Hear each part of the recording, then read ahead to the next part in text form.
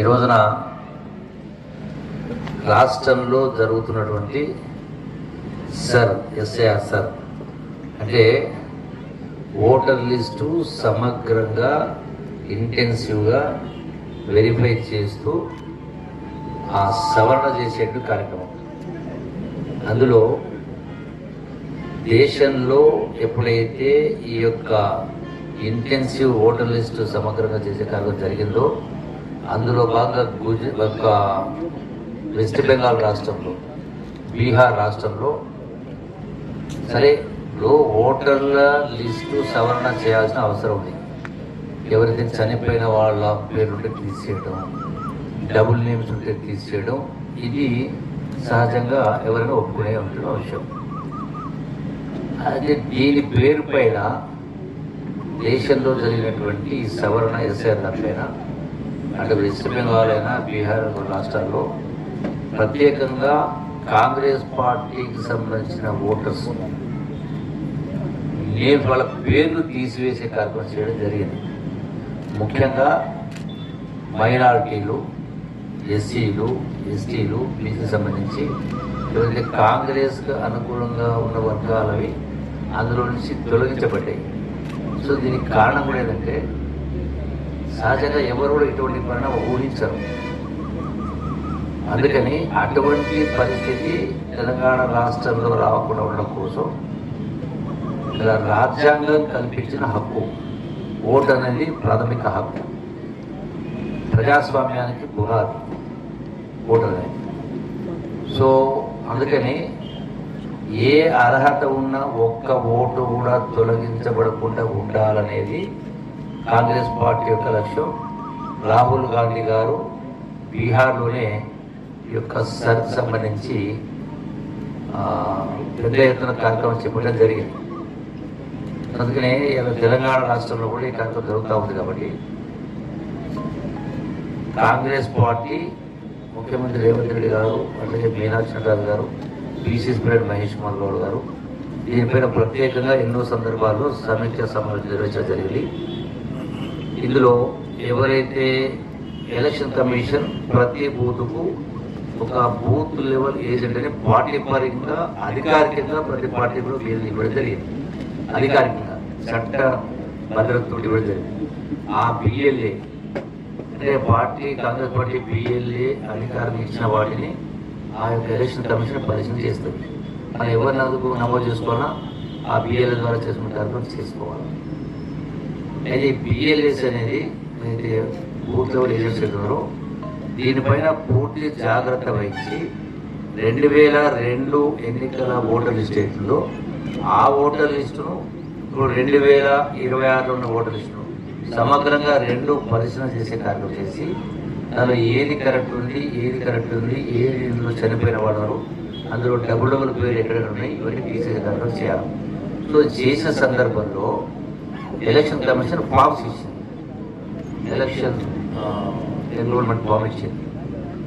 ఈ ఫామ్స్ సంబంధించి ఎన్వరేషన్ ఫామ్ ఇవ్వదండి. ఈ ఫామ్స్ను ప్రతి ఇంటికి ఇచ్చి ఫారాలను ఫిల్అప్ చేసి ఇవ్వాలి. ఇందులో ఎవరైనా ఈ ఫామ్ ఫిల్అప్ చేసి ఇవ్వకపోతే ఆ యొక్క ఓటర్ లిస్టుకి పేరు నమోదు కాదు ఓటర్ లిస్టులో. దీనికి అవసరమైనటువంటి సర్టిఫికేట్స్ అంటే ఏదైనా ఆధారం కూడా ఒకటి చూపించాలా.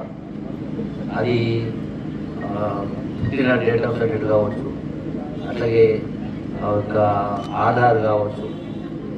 అంటే మొత్తం టోటల్ చాలా ఉన్నాయి, 12 ఉన్నాయి. 12 కనీసం 2 అంటే ఆధారాలు చూపించే కార్యక్రమం చేయాలి. అట్లాగే ఒకవేళ ఇల్లు తాళం ఉంటే 1-2 పర్యాలు వస్తారు వాళ్ళు. 3వసారి కూడా ఇల్లు తాళం ఉంటే ఆ ఓటర్ లిస్టు ఆ ఓటర్ పేరు నమోదు కాదు. సో వాళ్ళు వలస పోయి ఉండొచ్చు, లేదంటే ఇతర పనులు బయటికి పోయొచ్చు.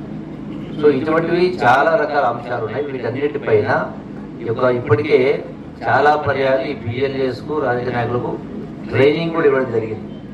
సో ఈ బిఎల్ఏస్ ఇల్లు తిరిగి ఈ ఫామ్స్ అధికారికంగా ప్రభుత్వం కూడా ఇస్తుంది. అంటే గ్రామ లెవెల్, బూత్ లెవెల్ ఆఫీసర్, అది పంచాయతీ సెక్రటరీ కావచ్చు, అంగన్వాడీ టీచర్స్ కావచ్చు, రకరకాల వాళ్ళకు బాధ్యతలు ఇచ్చాడు. సో ఇవన్నీ కూడా విధిగా ఈ ఫామ్స్ తీసుకొని ఫిల్అప్ చేసి దాన్ని మళ్ళీ అధికారులు వాళ్ళకి ఇచ్చి రసీదు తీసుకొని కలిగించాలి, దాన్ని కంప్యూటర్ సిస్టంలో అప్లోడ్ చేసే కార్యక్రమం చేయాలి. సో ఇక్కడ ఇందులో ఎక్కడ వైఫల్యం చెందినా ఏది కరెక్ట్గా చేయకపోయినా పట్టించుకొని నాది ఎక్కడ పోతుంది ఓళ్ళు అనుకొని అటు బియ్యాలు పట్టించుకోకుండా బియ్యలు పట్టించుకోకుండా మనం పట్టించుకుంటే ఓట్లు గల్లదైతే. సో ఓట్లు గల్లదైతే రేపు వచ్చేటువంటి యొక్క సంక్షేమ కార్యక్రమాలు, రేషన్ కార్డ్స్ కావచ్చు, ఇతర ప్రభుత్వం ద్వారా వచ్చేటువంటి అందేటువంటి లబ్ధి జరిగేటువంటి కార్యక్రమాలు ఉంటాయో, అది పెన్షన్ కావచ్చు, లేకపోతే రేషన్ కార్డు కావచ్చు, లేకపోతే ఇటువంటి రకరకాల బియ్యం కావచ్చు, పెన్షన్ ఇవన్నీ ఉంటాయి. సో ఇవన్నీ కూడా మనం కోల్పోతాం, నష్టపోతాం. అందుకని దీనిపైన పెద్ద ఎత్తున ప్రచారం చేస్తూ, ట్రైనింగ్ ఇస్తూ, వాళ్ళకి అవగాహన కల్పిస్తూ, సో దీనిపైన ప్రతి ఒక్కరు ఎవరు రాకపోయినా ఎవరికి వాళ్ళు ప్రజలే మీ ఓట్లు మీరు కాపాడుకునే కార్యక్రమం చేయాలి. మీకు ఆసరాగా ఈ కాంగ్రెస్ పార్టీకి సంబంధించిన పిఎల్ఏస్ మీకు అందుబాటులో ఉంటారు. ప్రతి వార్డుకు వస్తారు, ప్రతి గ్రామంలో, ప్రతి ప్రజల్లో, ప్రతి వార్డులో కూడా వాళ్ళకి అందుబాటులో ఉంటారు.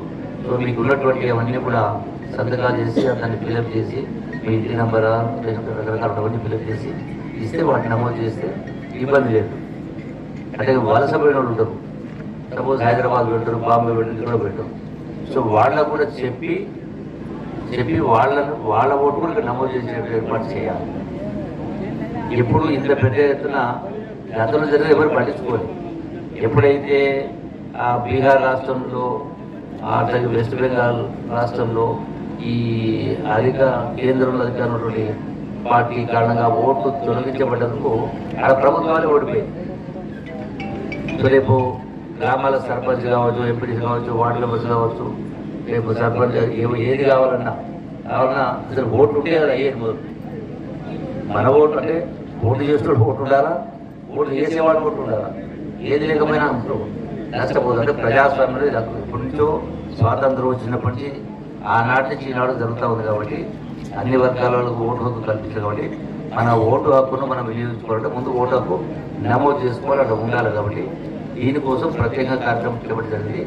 ఇది ఒక మీడియా ద్వారా ప్రజలందరికీ నేను విజ్ఞప్తి చేస్తా ఉన్నా.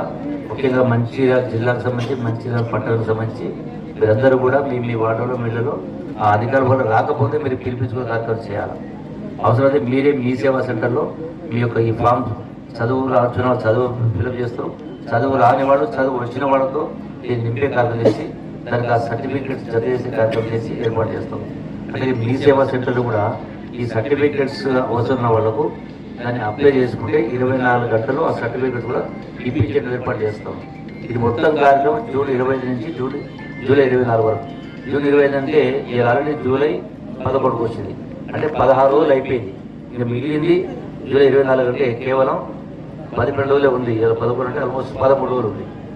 సో 13-14 రోజులే ఉంది. ఇప్పటికీ అసలు 30 శాతం కూడా కాలే, కొంచెం 20% కాలే.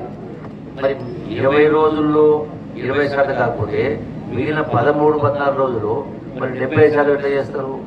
అంటే నా విజ్ఞప్తి ముఖ్యంగా బిఎల్ఏలకు, రాజకీయ నాయకులకు, పార్టీ కార్యకర్తలకు, నాయకులకు అందరికీ ఈ వచ్చేటువంటి 15 రోజుల పాటు వేరే కార్యక్రమాలు ఏమన్నా మానుకొని కేవలం ఇది పూర్తయ్యే వరకు మన కోసమని కాదు, ప్రజాస్వామ్యాన్ని కాపాడడం కోసం, పేదవాళ్ళ యొక్క హక్కును కాపాడడం కోసం మనం దీన్ని జాగ్రత్త వహించి పూర్తిగా నిమగ్నం చేయాలని కోరుకునే కార్యక్రమం చేస్తూ ఉన్నాం. దీని ద్వారా దానికోసమే ఇక్కడ ఈ రోజున అటు ఆసిఫాబాద్ జిల్లా చూసుకొని ఇక్కడ రావడం జరిగింది. ఒకసారి చూద్దాం, గమనించాలని చెప్పి రావడం జరిగింది. సో దీనికి మీడియా మిత్రులు కూడా పెద్ద ఎత్తున దీన్ని మీడియా ద్వారా, సోషల్ ద్వారా ప్రజలకి ప్రజలను తీసుకెళ్ళే కార్యక్రమం చేయాలి. ప్రజాస్వామ్యాన్ని కాపాడుకోవాలంటే మనందరి బాధ్యత. ఇలా కాంగ్రెస్ పార్టీ కాదు, ప్రజలే కాదు, మీడియా బాధ్యత కూడా. కాబట్టి ప్రజలను ప్రచారం చేసి కాపాడుకోవాలని చేస్తాము. ఇక్కడ పొరపాటు జరగకుండా వాటిని సరైన ఏర్పాటు చేస్తాము. Thank you.